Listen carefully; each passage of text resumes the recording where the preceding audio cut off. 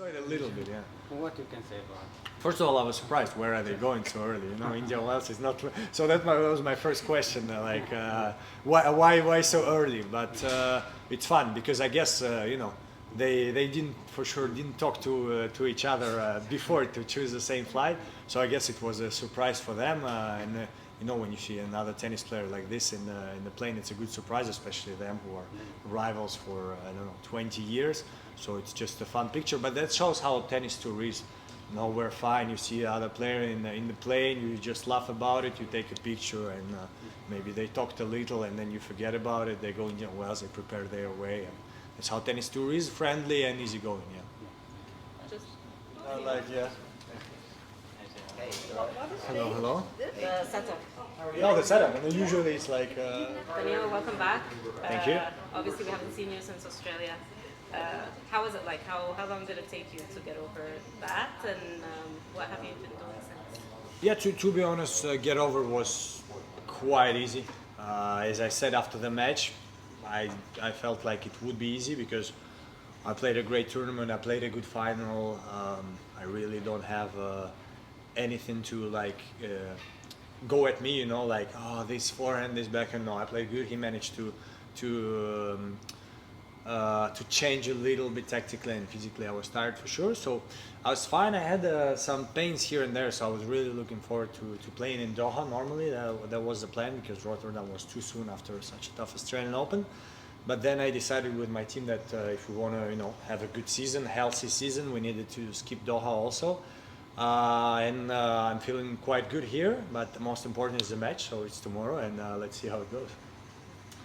What did you do, Daniil, to recover? Did you start training? How long did you take? Yeah, I took a week off, if I'm not mistaken, maybe even a week and a half off.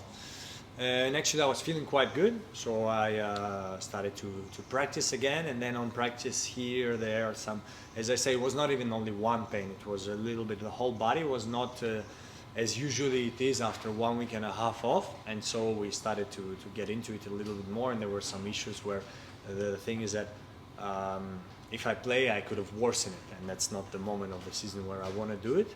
And so basically then it became a little bit trickier because I was trying to practice but also to recover, and it's never easy. But right now I came to Dubai Monday and I managed to have a good week of practice, so everything should be fine. I would think fine, it was more physically exhausting, and so that's when after coming back I had a little bit food, a little bit adductor, a little bit shoulder. So as I said, it was not one, it was nothing too bad, but it needed treatment, it needed time. And time in tennis is the toughest part because, even by skipping Rotterdam and Doha, it's not like I skipped 2 months, it's 2 weeks. So in these 2 weeks, you try to recover the most to try to be here in Dubai. And I think we did enough to be ready for tomorrow. Sometimes, Gilles Servara cannot travel 365 days, so there were always 2-3 tournaments a year where we would not be together, and usually I would just take my physical coach, or before a long time ago it was Igor Andreev, especially on clay. This year we talked, it depends on the calendar, but we thought maybe he wanted 4 tournaments. I was like, yeah, I better try to find someone. And then I thought to sorry, I forgot the word. Not to find just someone who's going to help you organize that organization. I was like, I want to try to find someone who's going to help me with my game. And I thought about Gilles Simon because for many different reasons, because he knows tennis well and you can see it. He was able to beat me and make me feel not good on the court, so he could together with Gilles, could discuss what was he doing to make me in trouble, and like this, what can we do on practice to work on it. So small things like this, so far I really like it. We really we share a little bit the same mentality where we're easygoing. Some people it's like, okay, is it 10 tournaments? Is it a contract for 1 year, for 2 years? No, we just start working. If it doesn't work, we finish tomorrow. If it works well, maybe we do many years. So far it's been working well, and we go forward from there. Yeah, last year was a completely different story. Australian Open was really not bad, but third round, not good enough in my perspective. And then I had an amazing Rotterdam, Doha, Dubai, Indian Wells, Miami. This year different because Australian Open was amazing. Almost won, it didn't happen, but great tournament and amazing feeling. Because of this, tougher to get into other tournaments. So right now I'm coming in Dubai, where last year I was suddenly in confidence, winning 2 tournaments. Here I'm coming kind of back from a tournament that was already a month ago. So first match is going to be again to see how is my game, where I'm at, am I going to be able to play good straight away because I play a good opponent. So different story. And if we talk about targets, stay healthy for sure. Even if I'm still young, at least I consider myself young. I'm getting older, so sometimes pain grows in some parts of my body. So stay healthy, continue what I did in Australia, meaning play well, and also I want to, as I said in Australia, I want to feel better on the court, feel better in my life, and for this to be more open. Yeah, and that's what I'm going to try to do. I think the feeling is definitely different. As I say, it's actually very tough to explain, but and that's what I want to also work on with myself, with the help of my team. It was before Wimbledon last year. I remember the grass tournaments before Wimbledon. So Roland Garros, I lose first round, win in Rome, which was amazing. And I was like, okay, now it's been maybe, well, I'm not gonna 4 or 5 Grand Slams where I was not playing as I wanted to be. After the Rafa final, I didn't get into quarters, only 4th round in US Open, and the rest was even lower than 4th round. So I was like, now I want to use Hertogenbosch and Halle. It was like a practice tournament, but all my eyes are on Wimbledon, and I want to do well there. I want to be ready. I managed to do it. I managed to play well US Open and Australian Open. But I felt that because of this last year on the other tournaments except Grand Slams, I didn't manage to find exactly the fire which you need to win the tournaments, because you're going to play the best players in the world.